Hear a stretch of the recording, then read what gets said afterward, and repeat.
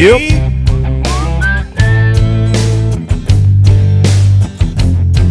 I'm out here tonight, and I'm looking for my baby.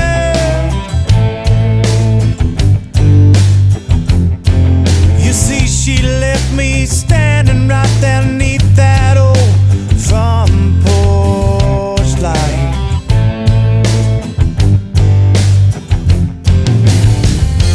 I can't go another mile, 'cause every turn I make, What? I'm losing faith and hope and love, and I'm slowly losing sight on 64 tonight. Hello. Budgets live, not so live. With a new, I don't know if it's going to stick. It's too long. You know, it takes too long to get to the chorus. Biloxi Blues just fits in there. That's my song 64. Had some good reaction to it last week. Still, it feels a bit forced. It feels like I'm just, I don't know. It feels a bit forced, but that is a song that I wrote many moons ago, like Biloxi Blues, about Highway 64. I live right off of it. It runs from Chattanooga to Memphis. It has nowhere in between. And that's kind of the basis of the song. So anyways, kind of losing your mind on 64 tonight. But thank y'all for the kind words on that last week. But that's an oldie there. And this is a new show. This is Low Budget Live for August the 14th, 2023. You bunch of low-lifers. Hope everybody's doing well out there. And yeah, life's treating you like it should. And I can't complain. Lately, things have been things are going well. Things are good. Sometimes I have to, just kind of, you got to step back and smell the roses. I talk about that a lot, and this is the last couple of weeks have been some of that. I said last week that I was recording a little early before that MLF event up there in Saginaw was finished, because I was headed to the IndyCar race in Nashville with my crew, and the boys and I and Harper and her boyfriend Keaton, we watched Indy cars go through downtown Nashville. And listen, I'm not a race guy, but my grandfather loved racing. I've watched it a ton growing up, obviously, but man, you talk about like an electric event. Holy crap, dude. That was just fan-freaking-tastic. Had a great time. Shout out to my buddy Jeff Stanford for making that possible. And go check out Sound Designs for all your rap needs. TN Raps here, Lawrenceburg, Tennessee. Jeff Stanford. A lot of y'all pros out there know him. Boat rap king, but boat rap czar, Jeff Stanford. But yeah, we got to sit like 10 feet off the track, man. It was wild. It was wild. But then I'm a little hoarse because I've been back in Nashville the past couple of days. My boys, the old Turnpike Troubadours, Ryman residency, which is so awesome to say. 3 nights at the Ryman. I did 2 of the 3. I chickened out. Couldn't do 3 in a row. My liver, my voice, nothing can handle it. I've been screaming, stomping, clapping, just living it up at the Ryman. But those guys, man, if you get a chance, if they get close to you on this tour, they got the new record coming out in a couple of weeks, go see them. My God, they're on fire. And it's really awesome to see. I've had Mr. Engelman on here, Ryan Engelman, just to know that they were just gone for a few years and see where they're back now, and people are just coming back out to see them after like a 3-year hiatus. It's amazing, man. It's really cool. It's so much fun. And listen, you do not have to wait on somebody to send you a viral clip of a song to think something's good. So there's a lot of good music out there. And what I mean by that is I've been sent that redheaded dude singing in the woods so many times this week. And yeah, it's a cool tune. That's fine. Quit sending me that song. Quit sending me that song. For the love of God, stop sending me the guy singing about fudge rounds. Stop sending me that. Okay? Yeah, it's cool. Stop sending me that. Good for that guy. You can get famous on the internet. That's good. It's good. But I've had so many of my friends send me that guy, Oliver or something or another. if you're watching this, you've seen the clip this week. If you're in my algorithm whatsoever in life, you've heard and seen that clip. I'm not being a hater. I'm just tired of seeing it already. So wild, man, how one viral thing though can kind of launch you into this world. So lots of good music out there. They ain't playing it on the radio very much, but lots of good music out there. You gotta go look for it. So thanks to the Turnpike boys and thanks to the Triple Threat for going with me to Nashville, which has become 2 weekends in a row. I live an hour and a half south of Nashville, southern middle Tennessee. And Nashville's always been one of my favorite cities. But in the last 5 years, it's just transformed into something totally different. And now it's like a mix of Bachelorette Party Barbie and The Walking Dead. There's just Hey man, you got any money, man? I need gas in my car over here. Can I get $30? and then, whoa, girls everywhere. They're on the pedal tap, whoa, and then you got to go here, and he's literally taking a dump in the bushes. It's bananas, dude. And walking around up there at night, you see these girls. They're unattended. They're in their 20s. They're walking around. They're staggering drunk, and then you got old boy over there, and he's shooting up, and he's in the corner, and you're like, I don't want my kids up. This is what is happening right now. It's bananas, man. And look, I could easily be one of them dudes hard on their luck. I know I'm a fortunate guy. I have walked that line my entire life. So, of just, one screw up away from being on the sidewalk. So I get it. I get it. I think a lot of y'all watching, can, sympathize with what's going on out there. But still, man, damn, Nashville's just kind of out of control, and it feels dangerous in a lot of places. And like I said, I know it like the back of my hand. Grew up there, played music there for many years. I know Nashville in and out, and it's just it's not the same place. And I know a lot of you you like to go there. You like to have a good time. That's cool. That's fine. Just head on a damn swivel up there to Walking Dead, man. Hey man, our hotel was just engulfed by folks that you thought you were going to take a shank to the jugular just trying to walk in the damn front door. And it's right downtown, nice hotel, whatever. It's bizarre. It's very bizarre. What's not bizarre are the sponsors of this show. We appreciate the folks like StarTron, kicking ethanol in the teeth in your weed eater and your chainsaw, most importantly, in that outboard engine. Nothing will ruin a great day on the water like an outboard engine that won't run due to stupid dumb ethanol. Kick it in the teeth with StarTron. Needed the sound after that. That was so good. Pro Guide Batteries, ProGuideBatteries.com. You can use code LBL10, ProGuideBatteries.com. Save you some money on those amazing lithium trolling batteries, those amazing lithium starting batteries they have now, just released. Get on there and check them out. The AGM cranking battery, though, if you're not looking for lithium, they're money. They're money for trolling batteries as well. Just a little heavier than lithium. Depends on what you're after. They got it all. ProGuideBatteries.com. LBL10 saves you cash. Baitworks.com, and that is bait-wrx, BAIT-WRX.com. And actually, I'm slacking. Imagine that. My boy Brock from up there at old Baitworks. So from August the 14th, starting right now today, through the 20th, 25% off Strike King 1.5s and 2.5s. Strike King 1.5s and 2.5s, bait-works.com. Strike King Square Bills. The 1.5 is the GOAT. It's got Kevin on the package, if you don't believe it.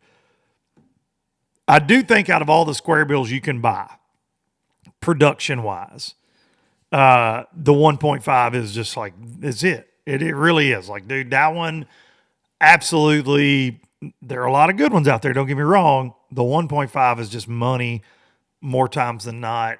Every time I try to prove that it's not and throw something else, I just always, little Trey ends up beating me, as y'all see in a lot of our videos, by just throwing a 1.5, okay? So 25% off the 1.5 and 2.5s for this week, the 14th through the 20th. Bait-works.com. Get you some LOB jigs, power finesse jigs while you're there as well. thank the folks for Baitworks. Duncan-10 saves you cash there and lets them know you're a low lifer. Last but not least, where's it at? Hang the banner. Hang the banner. Wear the hipster hat. Express Boats, Hot Springs, Arkansas, the official boat of Low Budget Live, and the Traveling Circus, the X21 Pro with the Yamaha 250 show on the back, fastest hole shot in the game. I'm telling you, beast mode, more storage than you can shake a stick at, sea deck bow to stern. I absolutely love it. Y'all hear it every week because it is true. It is not hard to promote things or get your energy level right to promote something that you actually use a lot and you care about. And the Old Express X21 is that. And just good people, man. Just I can't say that enough. The Herndon family, Clay Connors, old CC, good dang people. Had a pro staff call this week. My brothers, Caleb Summerall, Billy Lowen. Good ones, man. More to come, maybe. Got some rumor mill stuff flying around about Express. But can't be talked about yet. Sooner than later, we'll get to make a fun announcement here on LVL. Appreciate the folks from Express Boats. Building excitement since 1966. All right, here we go. So last week I had already recorded and was headed to the Nashville race, and then the MLF thing went down how it went down. And I'd already recorded for the week, and I had so many people like, oh, and I appreciate y'all for being like, LBL is going to be fire this week, blah, blah, blah. I'd already recorded with Joey C., and it was his week. He earned it. He's a 2-time Elite Series champ. He does things the right way, okay? There's no shade in his game. So for me to, and I could have recorded, I started to record a new intro and just leave the Joey interview in, and I didn't feel good about that. And so, and what I'm talking about, of course, is people, Matt Becker wins, and he wins Angler of the Year. MLF had a chance for like the storybook, a man who built his career with bass and made the move, and Kevin Van Dam, the monster, the GOAT of the industry, 23-time champ, the guy. They have a chance. He is storybook. He's leading. The weather changes, and he loses to Matt Becker there at Saginaw Bay. But then Matt Becker also wins Angler of the Year. Well, of course, he is one of the anglers that was in question up there at Cayuga. He says it wasn't cheating, that it was the tournament director's fault, that it was a gray area. And regardless of whether it's gray or cheating, whatever. Matt's a good fisherman. I've always liked Matt. I think it was questionable at best up there at Cayuga. I've talked about that. I'm sure he doesn't like hearing that. That's fine. He also has 2 trophies to drown out the haters, as people say. I think it's crap. I do. I think it's crap. I always think that this one's got an asterisk by it for an Angler of the Year. If I was him, I wouldn't want to win it that way, but I'm sure the check looks good in the bank and the trophies look good on the shelf. As long as he can sleep with it, that's fine. I'm sure he can. Just fine. But that's kind of my take on it. But I had a lot of people, man, you gotta do it. I don't know. I'm almost numb to it at this point that I don't think things were handled correctly. And it's his fault, but it's also the league's fault that they don't handle things like they should. And there were more guys than him that were shady. So, oh well. It is what it is. The guys that need to be making noise are the Jacob Wheelers that finished second, the Odd Defoes. I'd be pissed. I wouldn't be okay with taking the L in the Angler of the Year and knowing I was beat by that. Those are the guys that got to make noise. I can only say so much. I'm not an angler. I don't work for the organization. I can voice my opinions, and I certainly do that, and I always will, regardless of what anybody thinks about it. And yeah, it sucks. It sucks. And it sucks for Kevin, because I feel like that story ended up overshadowing him. He was beat fair and square. Becker did nothing wrong, obviously, at Saginaw Bay. He's a great angler. He's a great smallmouth fisherman. He won. He battled through rough water, got the win there over Kevin. Kevin's area was trashed, and it's a shame that he couldn't leave with a win. I think he does fish the Red Crest deal though, so I think that's really his final tournament with Kevin. But again, thanks to Kevin Van Dam for all he's done. I'd like to get him on. I know he did Chris and Trait's podcast I saw, and I know I want to do one with him, but I want it to be open and honest. And I don't, we'll see. We'll see. I want to get Kevin. I would love to be an honor to have him on, but I'd like to really get into things, and we'll see. We'll see. We got a good guest today. That I feel like we're going to get into some good things here in just a few minutes. But there's something else real quick before we jump to our guest that I want to I'll shoot our guest a text real quick.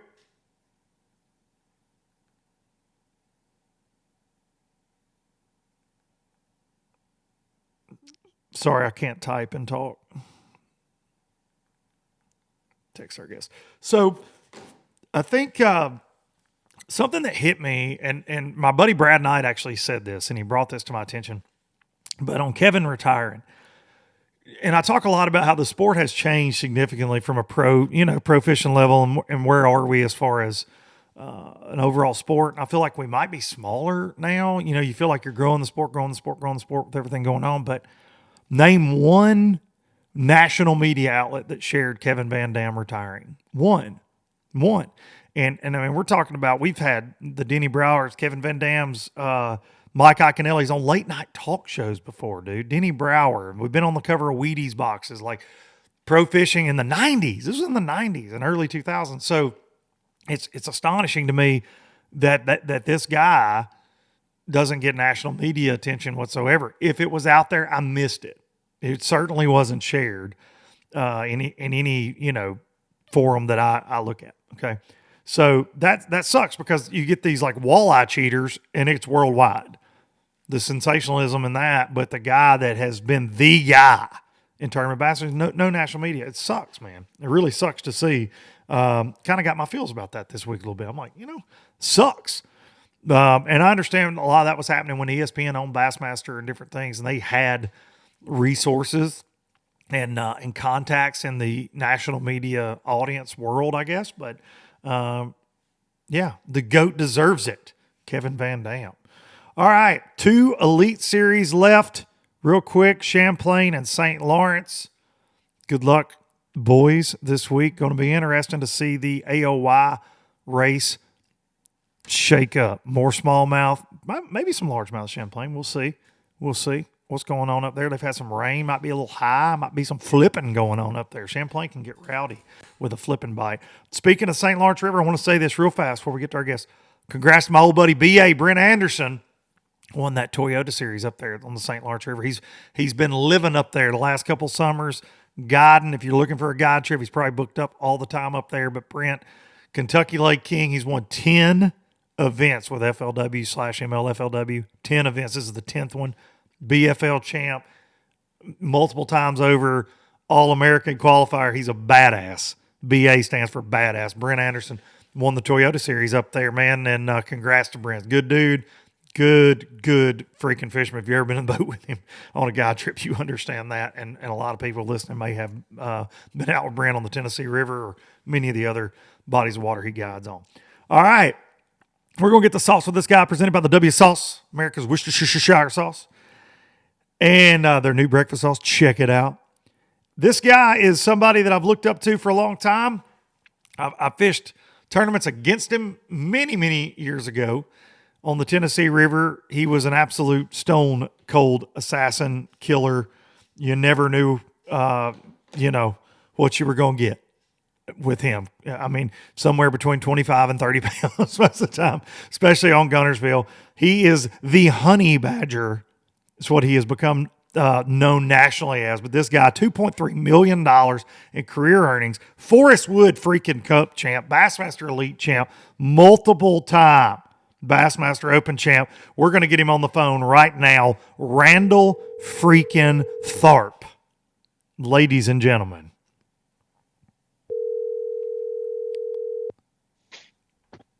Hello. The honey badger has entered the chat. I love it. How are you, dude? I'm good, Luke. How are you? I'm good, buddy. I really appreciate you coming on. I just did in my intro there, before I called, I said this guy's been kicking my teeth in for many years. I can remember being young, man, and showing up to BFLs on Guntersville, and they're like, "Hey, man, there's that Tharp guy.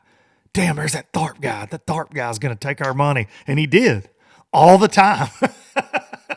all the time. Man, There's a team tournament. Who's here? Oh shit, it's Randall Tharp.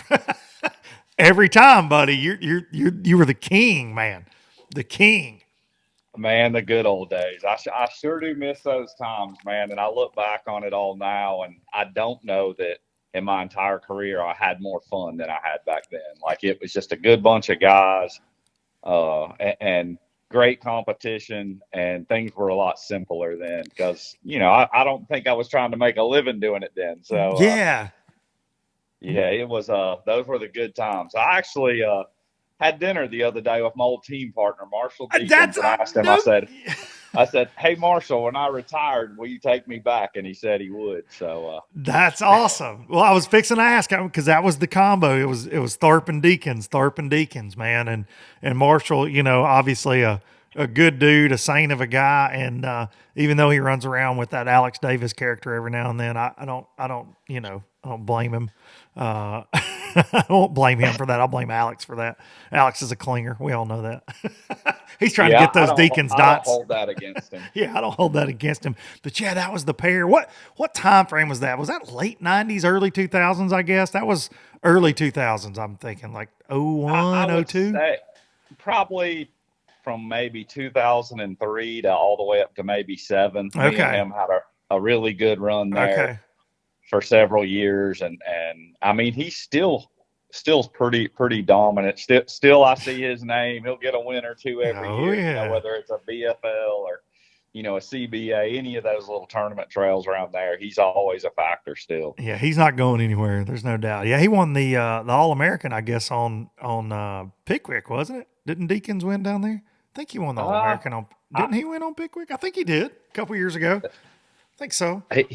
I think he's done really well there. I know he's doing good at Seminole the few times he's been down here close to where I live now. But and he's just a great fisherman. And honestly, man, like, I can accredit a lot of my success to him, man. Like, I didn't have a clue how to catch a fish unless I had a flipping stick and was on the bank. And he just opened my eyes to that whole, especially the Tennessee River ledge game, and we excelled at a lot of those tournaments thanks to him. That's very cool to hear, man. He's a Tennessee River legend, and anybody listening to this that's ever fished a BFL in Guntersville, like myself, you just prayed he didn't show up.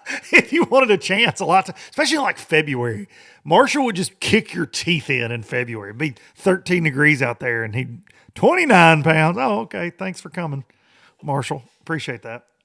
Yeah, to let you know how long ago it was, I remember when GPS first came out, and I had one on my boat, and we would pull up on a spot, and I would be like, man, we're right on it. And he'd be like, no, we're not. And he would never look down. He still did things the old school way, and I still think his way's more accurate than what we have as far as GPS now. Like, that's how good he was out there, especially, on anything from Chick all the way down to Wheeler. I mean, he had lineups all over those lakes, and they were just etched in his brain, and I'm sure they still are today. That's so crazy to think, because now we do have, and you see people on social media and knocking technology because it's, oh man, it just makes it easier. And I can think about Pickwick, Wilson, Wheeler with my dad, Guntersville some, and he's like, hey boy, line up with that house trailer on the bank and that second pine tree, right? You know what I mean? Like, and that was him. I mean, that was my childhood. We were off the bank in the summer, and you didn't have any of that. You had a paper map, and you were trying to line up where you caught them last time, or how the point ran out there, or where you got bit. And it's really crazy to think that I don't ever approach anything like that anymore. It's like, oh, here's my dot where I caught them last time, and you give it no thought, and you just pull up and start casting. And man, those guys were better, I think, than what we are now. Do more fish get caught with electronics? You can see them, absolutely. But there was something about those guys that could just go out there with feel and with the lineups and just kick your freaking teeth in. It was amazing. Oh yeah, you're right.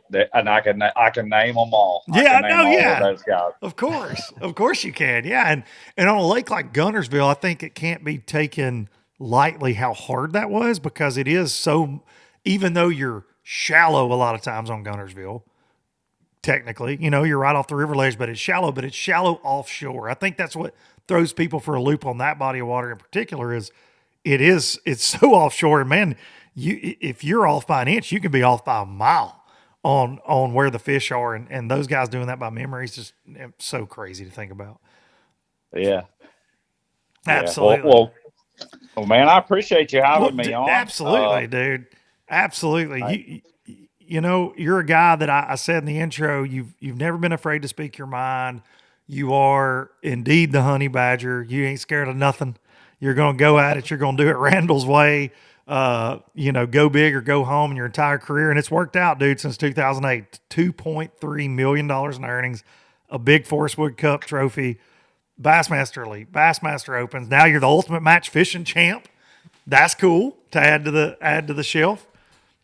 Yeah, that was actually just aired yesterday. Yeah. And I haven't been able to talk about it, but I've done Joe's show one time before, and I came close. I think, if I'm not mistaken, Wheeler won it that year. But man, there's a lot of strategy. It's well run. I'm actually excited. I get to do it again now that I'm the defending champion. Okay. So man, it was good, man. I fished against some great fishermen, Cole Floyd.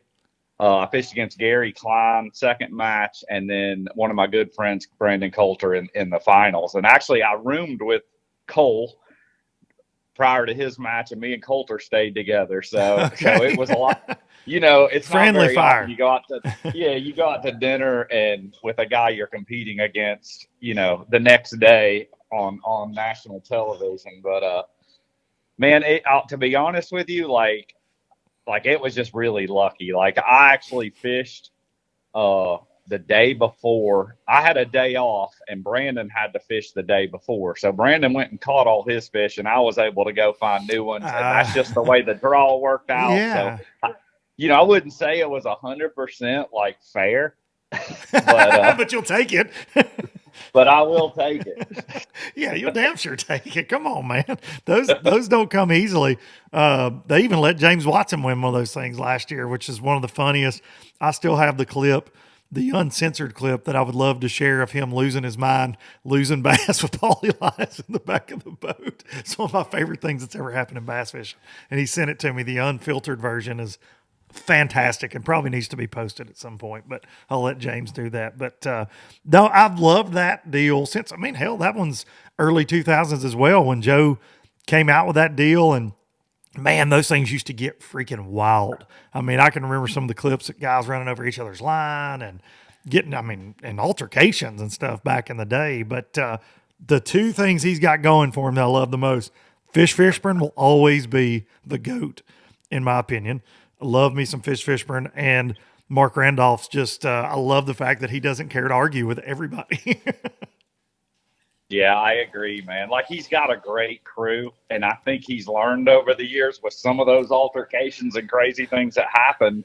Like, he generally just invites a good group of guys now. Yeah, guys sure. that everybody's going to get along. Everybody's going to have a good time, win or lose. Like, a lot of that's out of your control, especially when you only get an hour and a half per period. But, dude, Joe just, I think he's learned, and you don't do something for 20 years without getting better at That's it. right. So, that's right. Yeah, in the early days, man, there'd be some, I can't imagine if there'd been social media when Ultimate Match Fishing first was popping off and the stuff that would come out of those, because, man, it was, there were some lively ones back in the day on Gunnersville, and I remember some of those, man.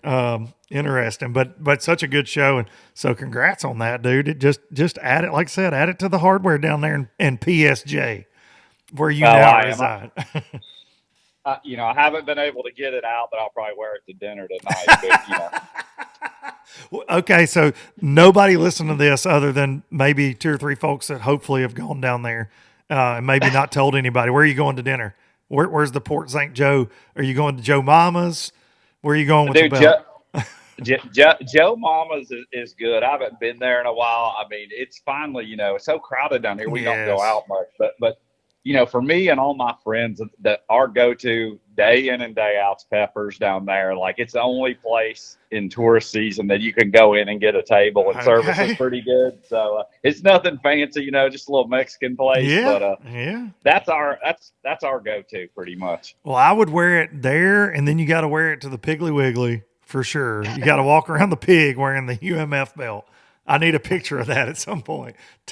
Tell your lovely bride, take a picture and send it. I'll see what I can do. I'll probably wear it to the golf course too, because I can't. My golf game's going south, so it makes me feel better about it. Just to have my belt on.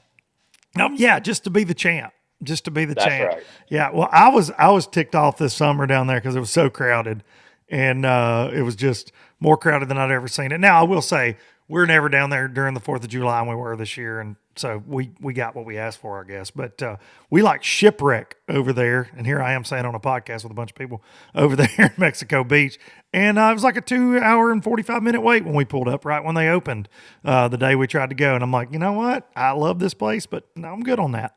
I'm good on all that. So we went back. We drove our butts back to Port St. Joe and went to Joe Mama's and got right in. So it's crazy though, man, how that area. But dude, you guys have been down there what 5-6 years now, or is it long? No, it's actually going on 11 years. Golly, now, that's crazy.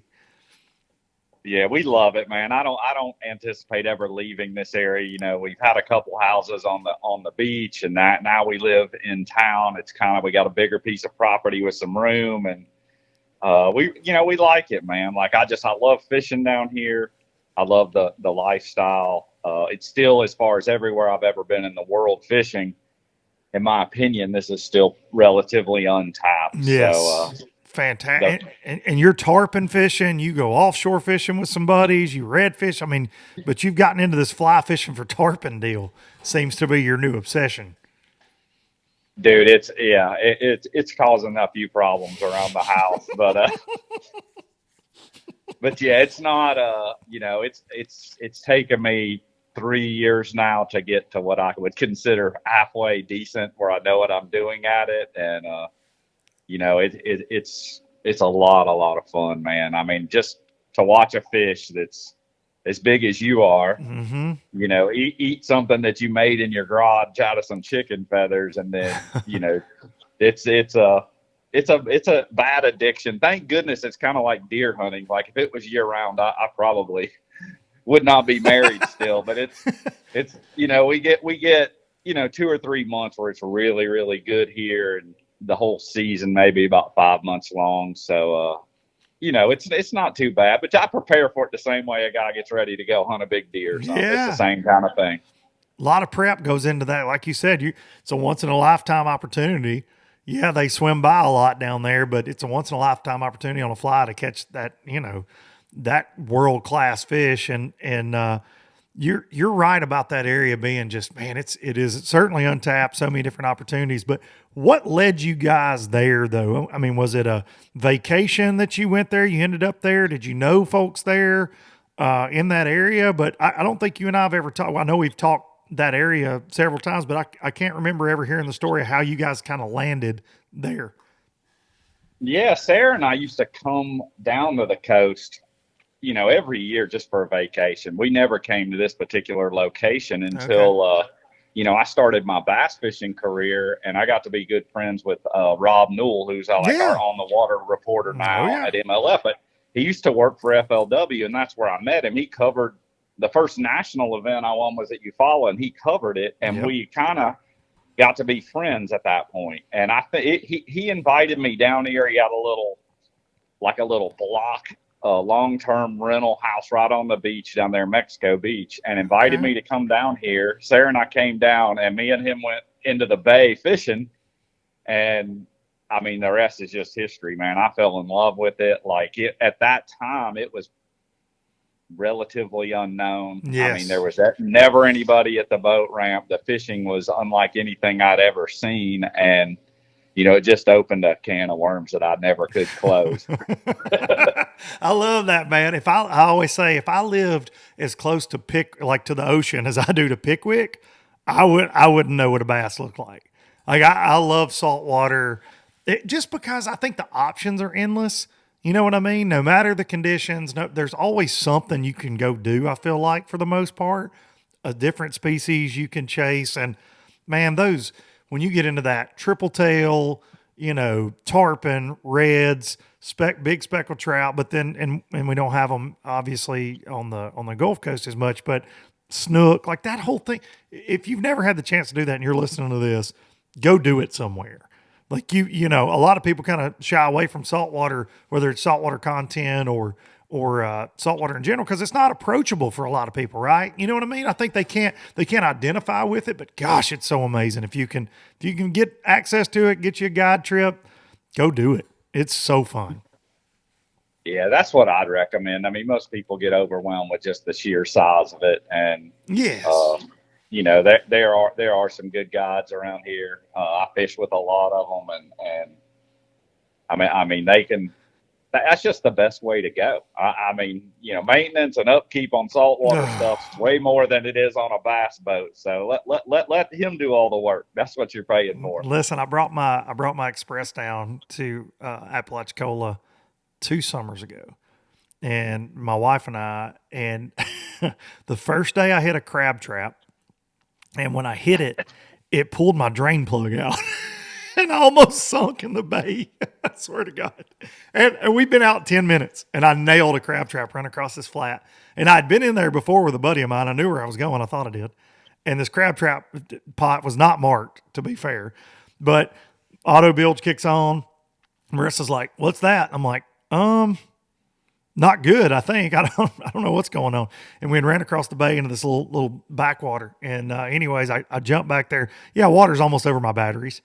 And I look, and the crab pot is wedged between my nose cone and the transom, and the Express just got, you know, an old school drain plug and no remote drain or anything, and and it's gone. It's completely gone. I reached down there, it's gone. I'm like, "Hey, honey, we got to get out of here." We're in, like, you know, a foot of water, you know, or less in the mud trying to get up. I'm like, I got her all but laying on the trolling motor. I mean, it was a disaster. And she goes, "Hey, I think you're fishing by yourself the rest of the weekend. I'm not getting back in this death trap." So crazy. And that is, but the things that rusted though, just from being there like 3 days and washing it, flushing everything, you know, really taking care of your stuff. It's amazing. I can't imagine being in that environment day in and day out. It's rough on your gear. But I guess for you though, being a bass guy, you know the crap that holds up though. Now you put it through the test down there. Yeah, there's no doubt, man. And you learn. I've had several saltwater boats now, and you kind of learn how to take care of one, what you have to do. I mean, it's a lot more maintenance than what, as a bass fisherman, your normal guy deals with. So, oh, no doubt. My buddy, it's just part of it, though. It is. My buddy Darian, stupid Darian Craig with Y'all Sweet Tea, told me one time, he said, "Man, I like going." We had a friend in Panama City he would go with sometimes. He goes, "But I just get over having to clean the boat every time we get back." He's like, "This is bullcrap." He's like, "We've been out all day long in the hot sun. Then we got to clean this boat for 2 hours. He's like, "Every day? This sucks." He's like, "Bass fishing, we just back it in the garage and go on." I'm like, "Yeah, it is true. It does. The work begins. It's like when you shoot a deer, the work begins once you pull the trigger, kind of deal." That's right. Well, dude, something you said that sticks out to me is when you're talking about the old days at Guntersville, and I actually talked about this in the intro a little bit, just how things have changed so much, but that things were simpler then. And they were simpler then, and I think bass fishing potentially professional bass fishing was at its peak with payouts and things. You know what I mean? Like in those days, we were living some crazy times. I mean, when you won the cup, $500,000 then, and we saw as much as $1 million in the cup in that time frame. We saw some $250,000 payouts and some FLWs during that time frame, and $10,000 checks down to 100th place. You know, just crazy things to think about when you look at where we are now, right? Same, you know, 100,000 across the board at pro levels, 300 grand for the biggest tournaments in the game now. Don't get me wrong, a lot of money if you win it, but it's smaller than what it was payout wise back then, right? Like it's crazy to think about. No doubt. There's no doubt. The first Forestwood Cup I fished paid $1 million. Crazy, man. I remember I finished second in 11. It paid 600 then. When I won, it paid 500. A couple of years after me, it paid 300. So, I don't know. I think tournament fishing in general is growing. I think there's obviously we didn't have high school and college fishing. There's way more people fishing tournaments now than there's ever been. I agree. And I think that's a good thing. But, making a living fishing, which I did it in the beginning of my career just through my tournament winnings. And I wasn't the only one. Christy, I think, was a year before me. There was a lot of really good anglers that I don't think we had any kind of major sponsor sport. I know I didn't. And, I can remember going to Beaver Lake the first time scared to death. I'd never seen any water like that. It was one of those opens. It was like a $2,500 entry fee. I remember I finished 14th. I won like $36,000 for finishing 14th. And I remember coming home and telling my wife, I was like, man, I think we can make this work. 36,000, like that's pretty good for a week. Yeah, and a $2,500 investment. I mean, it's crazy to think about, man. And I don't think a lot of the younger guys now, the younger generation, even realizes that those times existed. And I don't think that was the peak of it, but it was that's when I got in it, and it was like still really, really good back then. Yes. And I wished I would have, started younger in my life to see that era of professional bass fishing, but it's definitely changed. And now I don't, where I used to pay my bills with tournament winnings. I mean, now I pay them because I've worked for 15, 16 years now building these relationships with companies in the industry, and I work for some great people, and I've been doing it a long time. And I, the guys coming into the sport, I mean, it takes a long time, if I can give them any advice, to build those relationships. And it just, stuff like that doesn't happen overnight. No, not at all, man. And I know exactly what you mean by, I've seen your career, and I keep up, and I'm a fan of all you guys. I've been lucky enough to know a lot of you for a long time, compete against you, and work with you through different companies and things. But you're a guy that you have been very loyal to a lot of companies, and you can see that. And you've had signature series products with different folks, and man, it's for me, and maybe for a fan that just keeps up with it, whether it's casually or maybe even intensely keeps up with the sport, they might miss details sometimes. And what I mean by that is, for me, I think it's a testament to an angler, to a person, when they get signature series products. And you're a guy that you've had several of those, and you've got your arc, your rods, you've got baits out there with your name and face, man. Hell, they run the honey badger you know what I mean? Like, they believe, no, they're Randall Tharp fans. And that's a testament to who you are as a person on and off the water. And I think that might not get recognized enough by people. They may say, oh, well, of course he's pushing this because it's got his name on it. Well, you need to think about the company believes in this guy. They want him to be their face of their brand. And dude, that's got to make you proud. I know you're a humble guy, but like, that's got to make you proud when you sit back and go, hey, did you see that commercial they just ran with the damn honey badger? Yeah, that's me right here. I mean, that's gotta be cool, man. And an honor. Man, it is. And it's a responsibility though that I don't take lightly. Like putting my name on something. I mean, when you called, I mean, I've got stuff strewn all over the garage, and new stuff I'm working on. I mean, I used to invest 100% of my time to everything that went on the water. Getting ready for a tournament, pre-fishing for 2 months before the cutoff or whatever. And now I just don't have that time to invest in that, because this other stuff to me is my priority now. Like I've been working on this jig for like a year and a half now. And it really, I mean, it's a flipping jig. I mean, how much can you do to make a Sparky head better than a Sparky head? You can't, but we built a hook to put in it, and it's, I think it's pretty special kind of thing. But that was a project that, a year and a half that I just completed, and we just redid my rod line. It's been our best selling rod line for 4.5 years that we've been selling them. And, to change something that's still selling really good's a risk, but we knew we could make it better. So we did. And I'm actually, believe it or not, you can't even buy these yet. And we're already working on the next best thing, testing new stuff and working with new stuff. And that's my life now, man. Building rods, reels, baits, trying to build a better mousetrap, and using what I've learned through tournament fishing all these years to do that.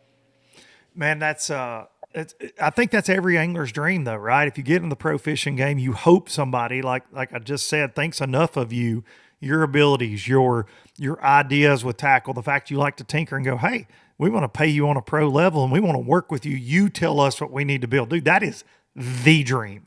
That is the dream. And I got to do it on a small scale with Baitworks this year with my little finesse jig thing. And when they called about that, they're like, hey, we'd like to do something. And even on that scale, it's so fun. And it is an honor. It's like, what? You want me to do that? Okay, cool. And I've got the playbook. I can just do what I want. I can run the plays I want. Yeah, absolutely. We'll do it. You draw it up. You make it how you want to make it. Okay, awesome. Like that is so cool. But when you're at such a top level angler like you have been, especially, dude, if Randall Tharp, if I'm sitting around with a group of guys and there are 5 of us there and 4 of them are like this jig, I'm just still going to wait on for you to say what you're using. I'm like, yeah, thanks guys. Randall, what are your thoughts on the jig? What rod do I need? What line do I need? Cause you're just that guy. Like you're the go-to. I'm going to ask you, oh, hey, what rod do you like for punching? Mr. Matt, assassin. Like I'm going to ask you, I'm not going to ask somebody else. So, those companies are smart to hook up with you for sure on things like that. And it's cool to see, man. I know that ARC, they really, with the rods and reels, they've really gone out on a limb. I feel like just tons of, and they throw the lures in there, dude. They're doing everything now. Like it's a one-stop shop. It's becoming that anyways, seems to be.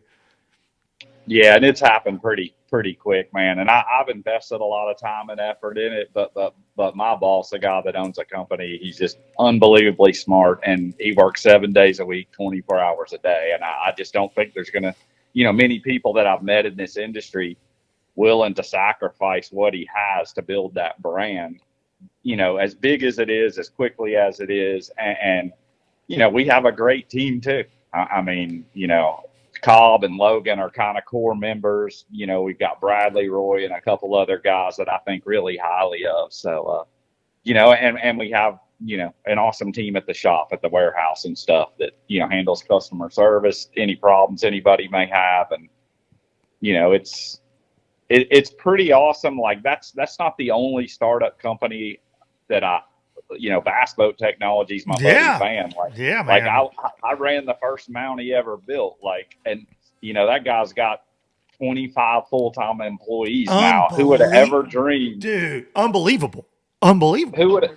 I talk to him about every day, and who would have believed when we started that business that fishing would be what it, guys would have 6 giraffes on their boats and stuff. Back then we were just running 2. And if you had 10-inch screens, like you were somebody, like yeah, it was the Rolls Royce. Yeah. Yeah. I mean, it was just, a lot of that is just, you got to think it's just luck. Nobody could have envisioned what happened in the electronics industry, or nobody could have predicted that, 10, 15 years ago. No, but I think for a company like them too, that word luck, it's the old saying of preparation meeting opportunity. They built a good product.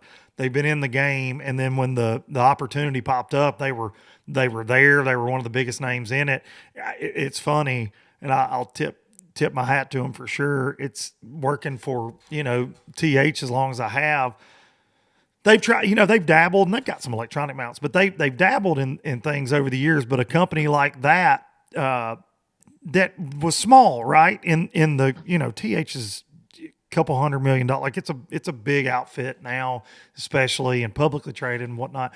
But it's funny when those electronics mounts companies like Bass Boat and Precision Sonar, so many of them popped up. It was like, oh well, those guys, those garage operations. You would hear that kind of talk, and it's like to think of them as these entities in the bass boat world, man. They have absolutely earned every bit of it, and it's awesome to see, because I think a lot can be said for how fluid you have to be too, right? That's an ever changing world, whether it's like you said, when you had 210s, you were a rock star. Well, as the graphs sizes have changed, the demand for the strength of the mounts has changed. The configurations have changed. Now you got guys running 3 up front, 3 at the back. So you have to stay on your toes, and those guys have been very good at that over the years. And yeah, they've been with you a long time. And I see they sponsor some MLF events, right? I think I see that.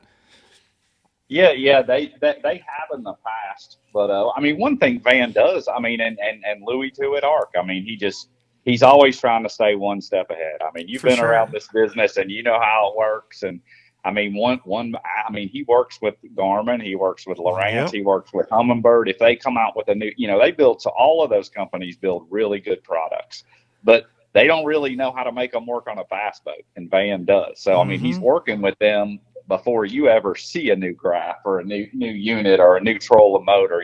He's working with all those people to figure out how to make it work. And it's one way he stays on top of the game. And if you go buy a brand new hull, no matter what kind of boat it is, next year, and there's some new electronics or a new trolling motor, he's already figured out how to make it work on there. Problem solving. Yeah, problem solving. So right. You don't have to think about it. Makes your day on the water easier. It's amazing, man. Yeah, I'm proud, dude. I'm proud of what he's built there, and just the team.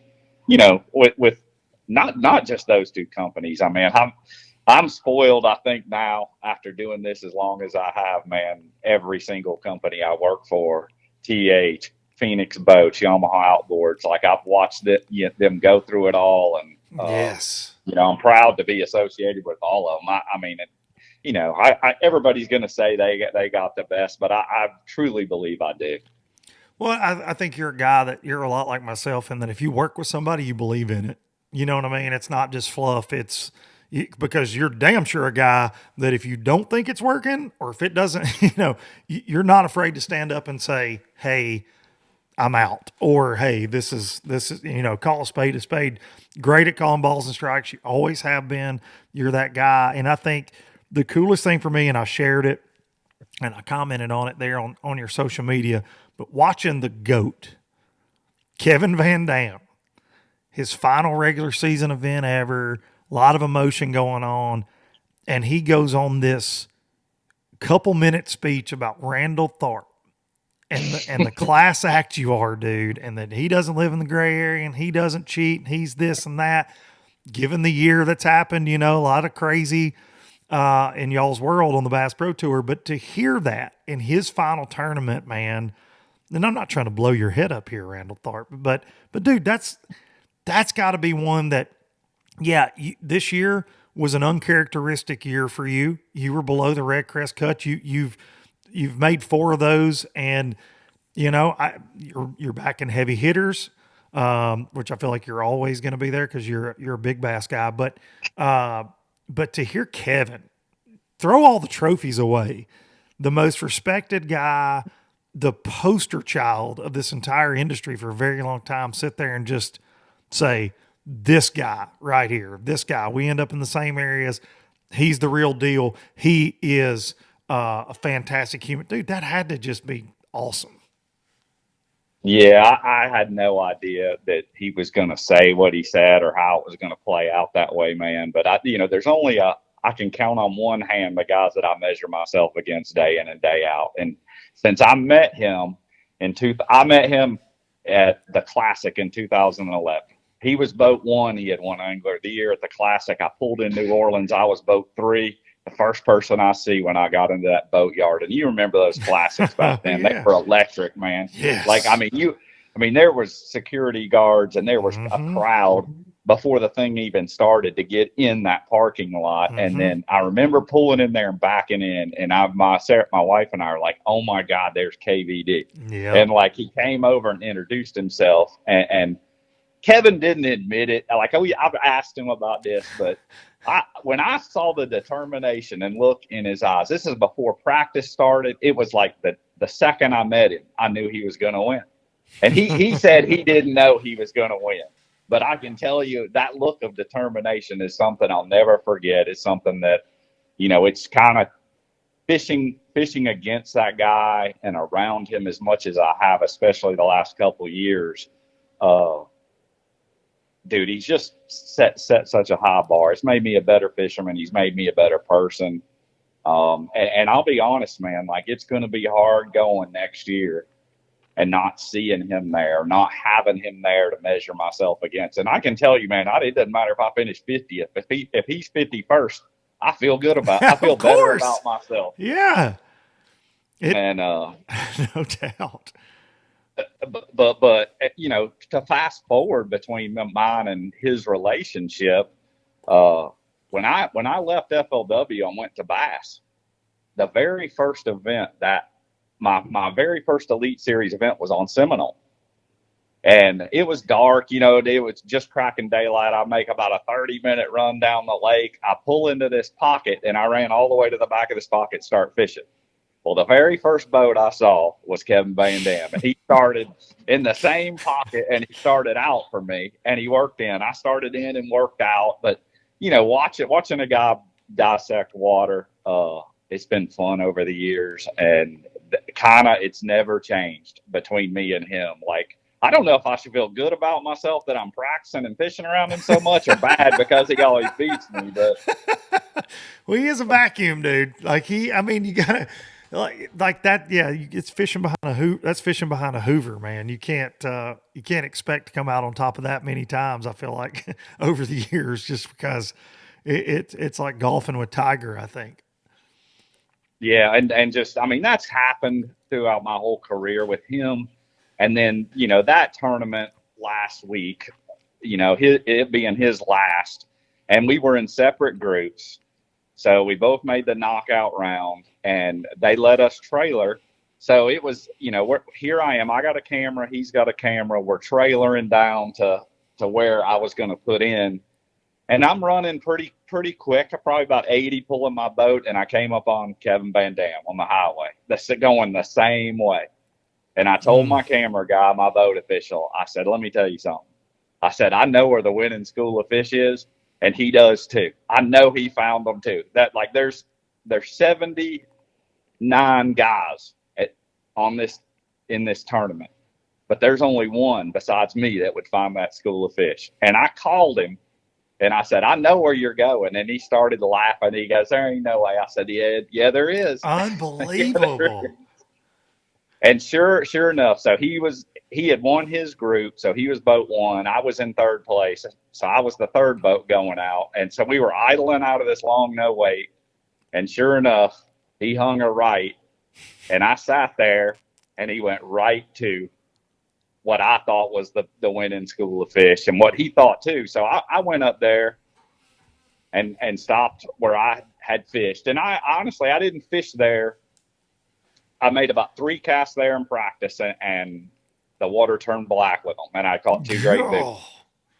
And then so I caught enough largemouth to make the cut. But I knew once I did that, I said, man, I need to go check these fish because this is my winning school of fish out here. I got to see if they're still there. And I literally went out there and made 2 more casts. I caught a 314 and one that was 414.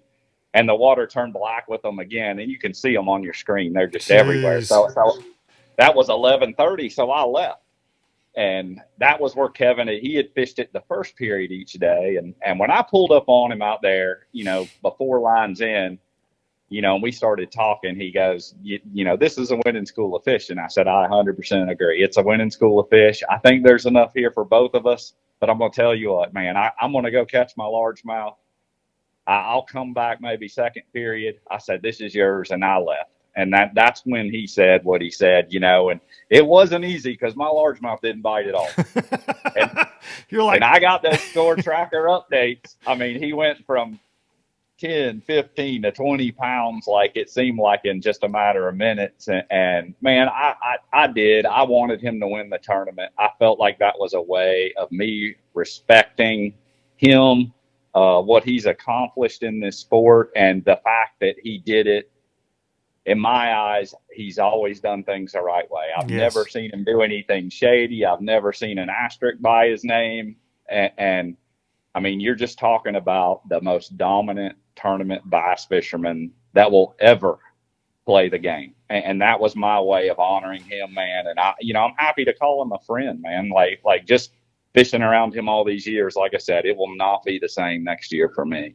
No, not at all, man. For any of us, no matter where the path leads him in life, I know he's quote retired, but that guy, and you know as well as I do, he's the most competitive human being that I've ever met. I think it wouldn't matter if you're like, hey, you want to race to the mailbox and back? Like he'd be like, okay, bet. I mean, that's just Kevin. Like he is so competitive. So for him, and I had a little chat with him at ICAST and about some things, and I know I think I'm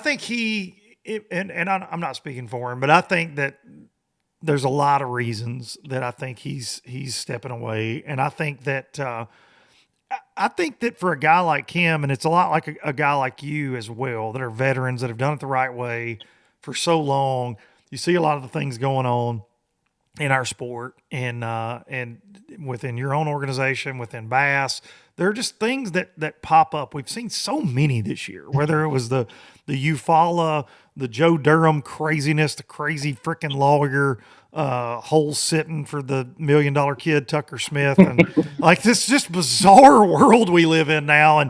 But it seems like nothing happens. I mean, the Smith kids down here on Pickwick right now in the college Bassmaster deal. And, we're just supposed to be like, oh yeah, that never happened. Congratulations. I just can't get on that bandwagon. I'm not that guy. I'm too big of a jerk, I guess, to just be like, oh, just a mistake, and mistakes happen, and blah blah blah. And there's a lot of that after Cayuga with you guys that I just can't get past. And like you said, an asterisk by their name. It's a lot like the Mark McGwire home run era. I guess they're juicing up, knocking the ball a million feet, but at the end of the day, they had an advantage over a lot of players. And I think that with that Cayuga event that's been so, everybody's talked about it, but there were guys playing a different game in that event. I saw Russ Lane posting, well, hell, I didn't know that there were some folks playing by a different set of rules. And we saw that there. And I know for a veteran guy like yourself, once the dust settles and you're like, man, I'm playing a different game than these guys, and that's not okay. Right. And I think you voiced that. You made a video up at Saginaw, and I commented and meant every word of it. You're like, hey, I caught 19 pounds up here and I didn't catch one of them, the same fish twice. It was funny, but it was like also sad that you have to make that comment, I think, right, in life. Like I wish that wasn't even in the conversation. I wish we never had anything like that to talk about. I do too. It's not a perfect world though. It does seem to get more complex every year. Since I've been doing this, like it's always been a part of the game. To me, it's sure. Definitely worse now than it's ever been. I think there's a lot of reasons for that. I think you can point some fingers at the leagues. Yes. I think you can point some fingers at anglers and just, not caring about things like respect or integrity or ethics or anything like that. I think all of that is factors that go into that. But yeah, this year was a disappointment in my eyes from the way that all played out. And unfortunately, man, I look at our tour, and the majority, the large majority, are all guys just like me. I feel like that try, everything in their power to do things the right way. Yes. It's just a few. It's the few that do things the wrong way. And unfortunately, we all kind of get grouped into this. Oh, it's a bunch of cheaters over there fishing. And that's what I can't handle, man. Yeah, I can't handle because I know how hard I work to do things the right way, or somebody like Kevin does. And then, all of my friends out there that, man, we just want a fair contest and may the best guy win at the end of the week. And, as a competitor, that's all you can ask for. But it just seems like these days, if there's something they can do to get an advantage, there's certain guys going to do it. And instead of just, hey, let's tee it up on the first hole and play by the rules. And like I said, I think anglers could do a better job of holding other anglers accountable. Yes. I think the leagues could definitely do a better job of, I don't know if it needs to be publicly holding somebody accountable. I don't know if that's the right thing to do or not. But to me, it's like our rule book gets thicker. It's way too complex. polygraphs, all of this stuff that goes on. It just, I mean, like we could go fish this Saturday at Guntersville, a benefit tournament, and we sign a 1-page set of rules, and there's a tournament director that's going to make you accountable to those rules. And, most of the time it's a fair contest. Yeah. But it seems like the more money you fish for and the more complex everything gets, it's not quite as fair as I think it should be. So, yeah. I hope that there's some changes made prior to us going fishing next year. I really do. I think you have to learn from your mistakes. Everybody does. I mean, everybody's made mistakes. Some of the anglers that did, whatever. If they thought it was okay to catch the same fish twice, well, I just hope they think about it next time. Yeah, that's I've talked about that on here a lot, and the Becker thing. Becker winning AOY, he definitely caught the same fish twice. I mean, he's admitted to such. He says it was within the rules that the tournament director said, that Daniel Fennell said he could do it, basically, as long as he didn't see it. And I don't know. For me, that's a slippery slope, right? And I think that comes down to self-policing. It's like you said. I think for me, and something that I've preached on here a lot, is there's a lot of desperation. I did a whole episode on it a month or so ago. There's a lot of desperation in the sport, it seems to be, and I don't know if that's for a constant need to be on top or have something to post on social media. This, constant content world we're in, there's a lot of pressure, and if you don't do good, you feel like you can't make the post that you need to make, or whatever the case may be. For a lot of guys, and a lot of young guys fighting to get in, they seem to be a little more desperate than the veteran guys that are established, right? And that's what bothers me the most, is these dudes coming out of college and coming up in the ranks seem to be more willing to push the envelope more than a Kevin Van Dam or Randall Tharp, so they can try to be Randall Tharp and Kevin Van Dam. And when you're like me and you've been around forever and you're the old grumpy guy that calls balls and strikes, Randall Tharp and Kevin Van Dam never lived that way to become Kevin Van Dam and Randall Tharp. That's the problem I have with it. And something that you said that jumps out is, I do think the anglers, I think that you have to hold each other accountable, because it does seem like the leagues aren't going to do it for the most part. And I think that you guys, I've said that, I picked on Jacob on here, and he texted me like, why are you picking on me? Because I just used him as an example, because he's one of the biggest names in the sport. I'm like, if LeBron James got poked in the eye running down the court, I've used this a lot, he at a press conference, he would say, yeah, so-and-so poked me in the eye, he's a piece of garbage. You know what I mean? He would talk about it. And so if somebody's taking my money and they're doing it the wrong way, I think that we would be better off dude, you see it in NASCAR, you see it in other sports where they call the guy out. And I think that, yeah, we're a tight-knit group. It's a tiny industry, but I think the anglers almost have to take ownership in it, not only to themselves operate like they should and by the rules and don't do anything shady and don't live in the gray area, but then if something happens, hey, this guy did this and this is bullcrap. I think that fans would certainly enjoy it, Randall. I agree with you. And, addition to the leagues and the anglers, I mean, I think the industry, to some extent, I think they've actually been doing a better job lately of holding anglers accountable for their actions than they did in the past. They were, there was a time, I think they were just like, can't speak for certain companies or anything, but there was a time they just wanted everything to be swept under the rug. For and sure. I think they see a need to. I think no matter what company it is, I think they're being a little pickier when they choose who's going to work for them and who's not. And if a guy does something, I would say unethical, or that doesn't reflect well on them, I do think they're, from what I'm seeing lately, the last 3 or 4 years, the industry is holding anglers accountable better than it used to. Yeah, I think so. And I hope that gets better too across the board. A lot of companies are willing to overlook things as long as Johnny is selling the most tackle for them, I guess. and whatever.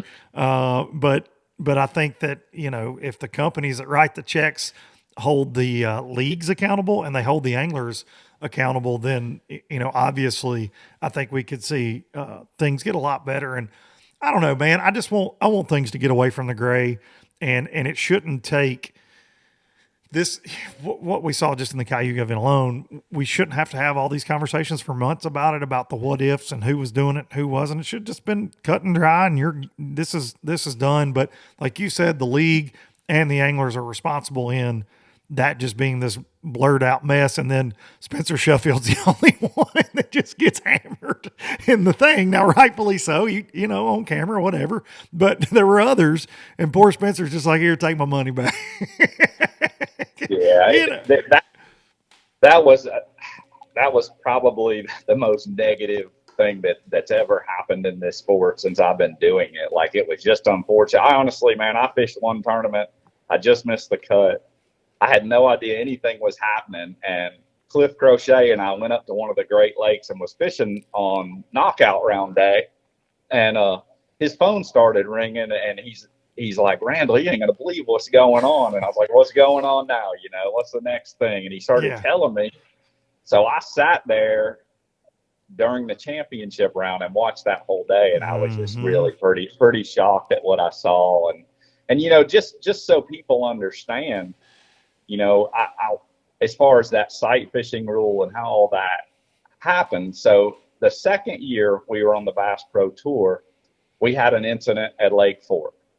And so, and it had to do with an angler snagging some fish or whatever. And so we read the rule, and the rule was rewritten at that time.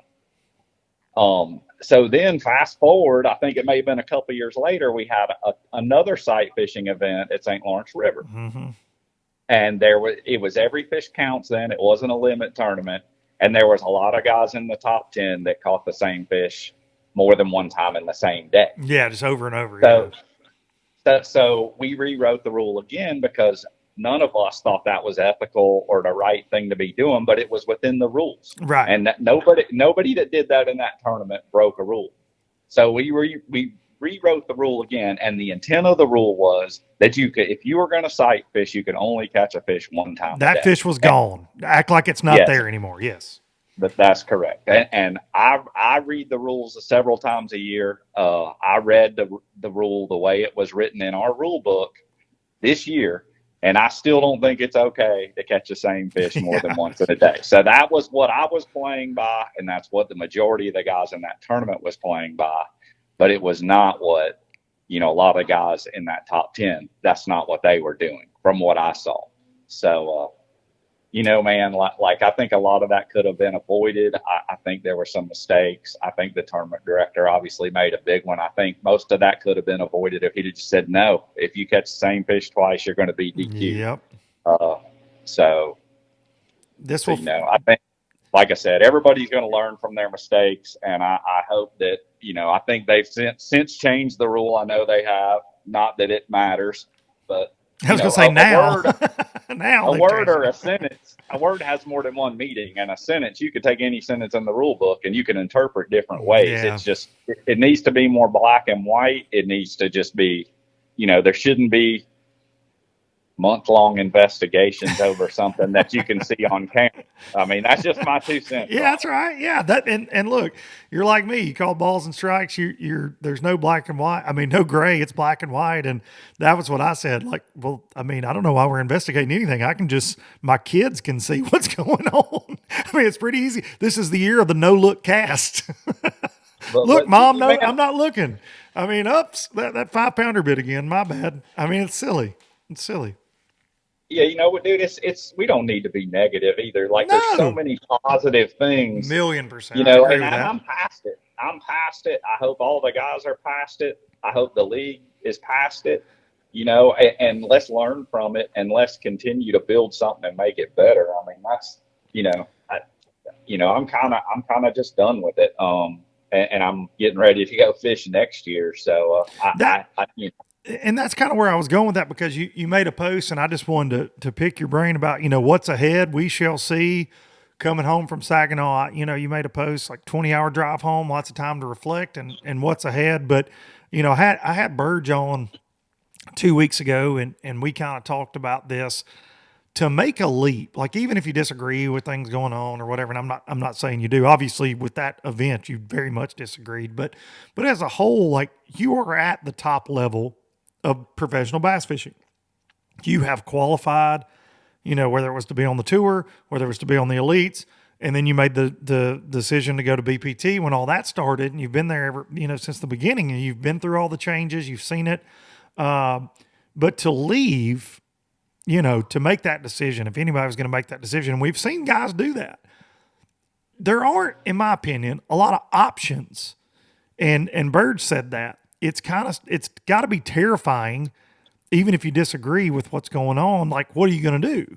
If you go fish the opens, we know that's a gauntlet, man. I mean, it's a gauntlet. It's like freaking gauntlet, dude. And look, you're a guy that's fortunate to have sponsors, and you're not relying on tournament winnings as much anymore. Thank goodness, because if you were in the opens, you can't rely on tournament winnings. It's tough, right? Like, that's a tough gig, and we've seen guys do that. So to leave something like the Bass Pro Tour, or vice versa, the Elite Series, if you're there because you disagree with something, that's a hard move. And I think for fans, they're like, well, I don't know why these guys don't leave if this is going on. Because look, I've talked to guys like you and several others that are very, very, very, very frustrated with how things are handled. But at the end of the day, when it's your livelihood, I don't know how you can leave. Is that a fair? I mean, I think that's a fair statement. No, I think it's pretty fair, and it's not all my decision. I mean, every single company I work for plays a role in what's best for each one of them. Yes. As far as me going back to the Elite Series,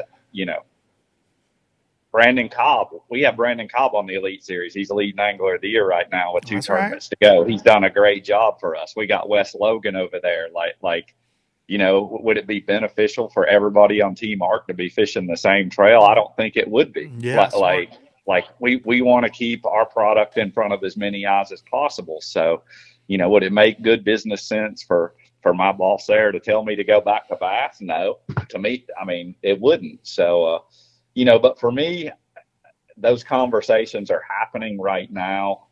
We just got back. I've signed a lot of contracts already for next year.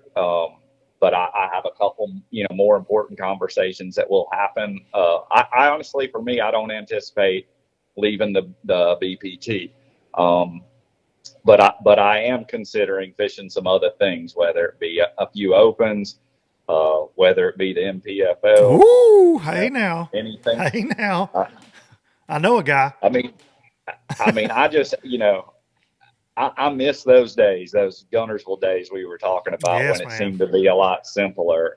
And I still love tournament bass fishing. I love everything about it. I love fishing against like a good group of guys, and it's whether it's a Tuesday nighter up here at the river or the MPFL or an open, I just want to go have some fun. And I do. Like I room with Lintner this year. He's a great guy.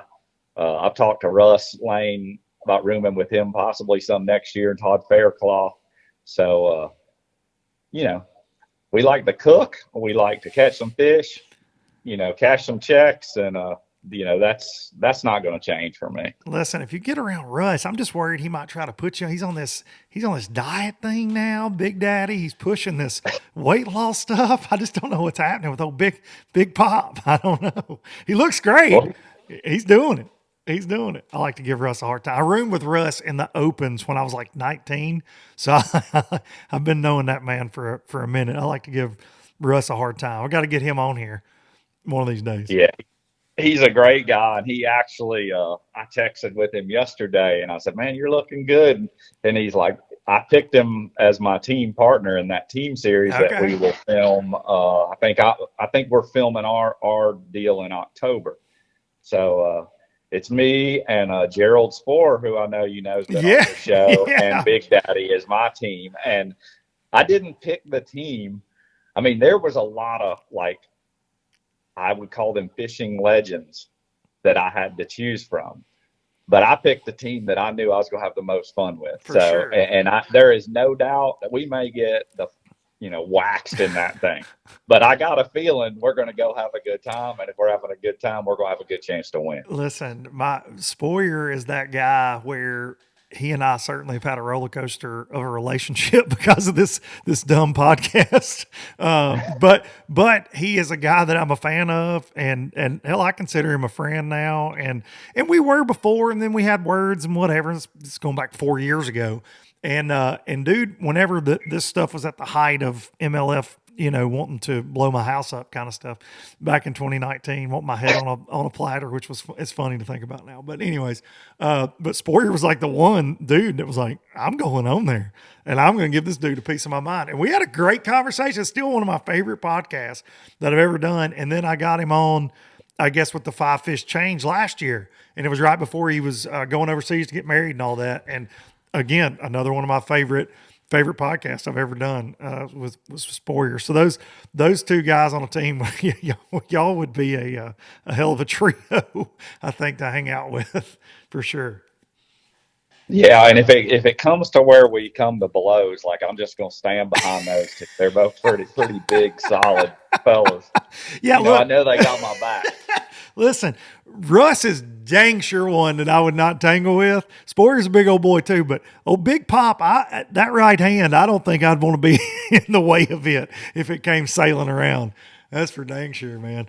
And can throw a fastball. Still, no telling what he can throw one.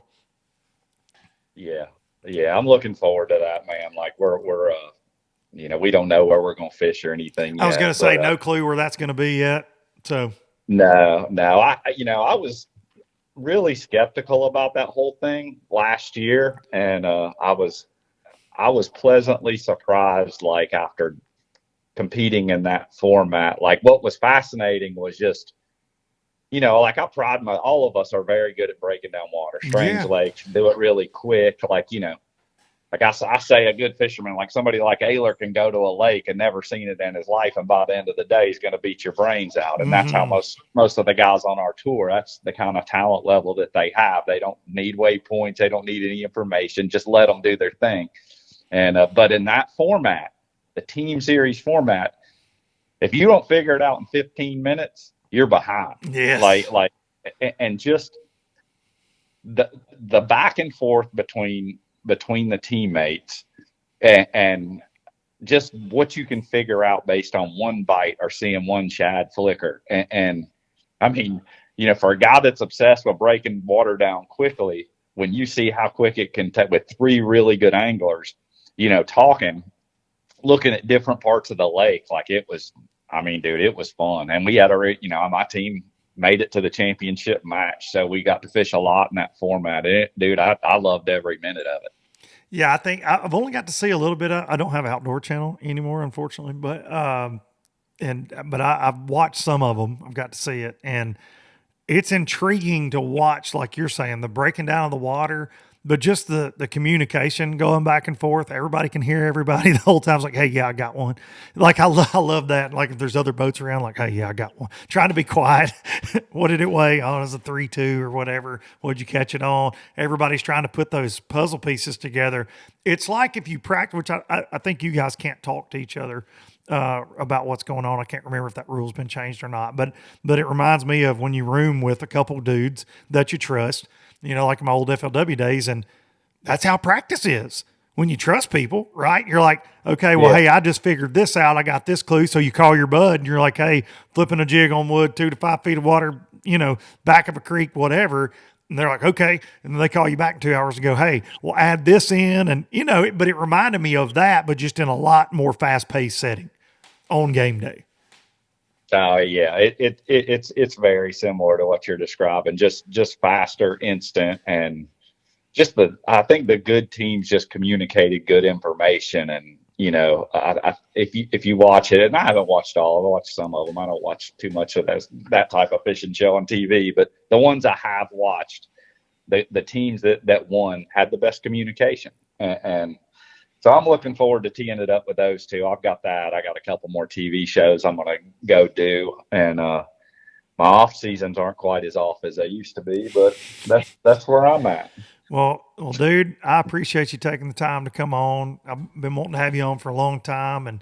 And after Kevin Van and anybody that knows, because I have guys that go, hey, man, you've never had me on. You've been doing this thing forever. And I'm like, the way my random ADHD brain works, because people are like, do you know when you're going to have who you're going to have on? And I'm like, yeah, most of the time I decide like a day before I record.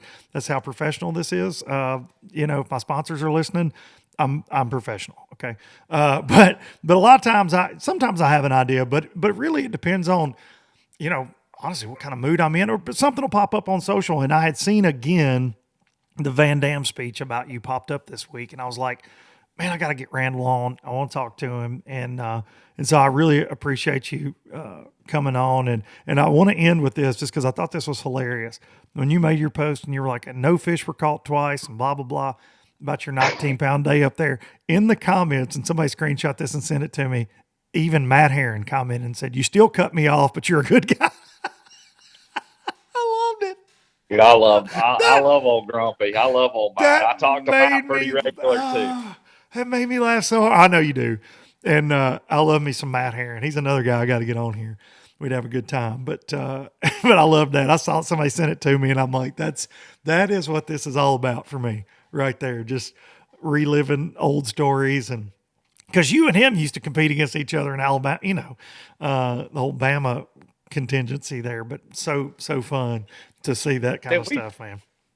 We fished against each other a bunch. Had a lot of history prior to us being professional anglers, and I mean, man, we hashed it out on the water. It's unfortunate, but that me and him are both known for that more than our accomplishments on the water. But I don't think either one of us would change it now. Like if you pull up bass fishing fights, it's still going to be the best one. Even bigger than KVD and Iconelli. Yeah. It takes the top spot in the rankings. Dude, I need to do a show on that. I need to do a show on the top 5 bass fishing fights and have everybody on here. That'd be hilarious, actually. I'm glad you said that. That one was pretty epic because you both just aired it out like men, and then it was over with. That was it. That was that. It was so funny, man. There have been some good ones. I remember Drew Benton and Scott Martin. That one was pretty funny too, from back in the FLW days. You talked about how competitive he is, how competitive Kevin is. We're all that way, and that's why that happened. I got into it with Big Daddy this year at Gunnersville, and we weren't even fishing. We weren't even fishing. So I know that's another story for another time. Yes, but, I got to hear that one of these days. That's a good teaser. That's a good teaser. So you can get Big Daddy to tell it, or if you want to have me back on, I'll be happy to tell you some more KVD and fight stories. I love it, buddy. Well, I'll tell you what, put you on the spot here on LBL. The next one of these we do together will be at PSJ. I'm coming down. I'll bring the gear, and we'll do one from the boat. We can make that happen. That sounds like a good time, my friend. I appreciate you, Randall. Thanks for everything. And if you're not following Randall Tharp on all social media, which I'm sure you are, he's got a lot of followers, but make sure you're following along, dude. He's one of the most honest, hardworking guys out there doing it the right way. Randall Tharp, I appreciate you. Thank you, Luke. Thanks, buddy. Randall Tharp, everybody. Right there, the honey badger. Honey badger. Good dude. Good dude. Thankful for him and the conversation there, man. Hope you guys enjoyed that. It's like catching up with an old friend. He has been around the world and back. Dude, to think, and I know I said late 90s, early 2000s, we're talking about his Gunnersville days, but, in that 2003, 2005 time, that's 20 freaking years ago. I'm so old, man. So old. Conversations like that make me feel old because I used to just be the kind of like the punk kid around all those guys, and now I'm just this 40-year-old fat guy with a podcast. So it is what it is. But I appreciate his honesty, and I appreciate him coming on, taking the time to do it here for all the low-lifers. And I thank all y'all, every one of y'all for tuning in week, out, Low Budget Live. Be sure to support the people that support the show, all the sponsors. I appreciate y'all. I'm going to take you out with some, I think we're going to listen to 64 again, 64 tonight. And I will see y'all next week. See ya.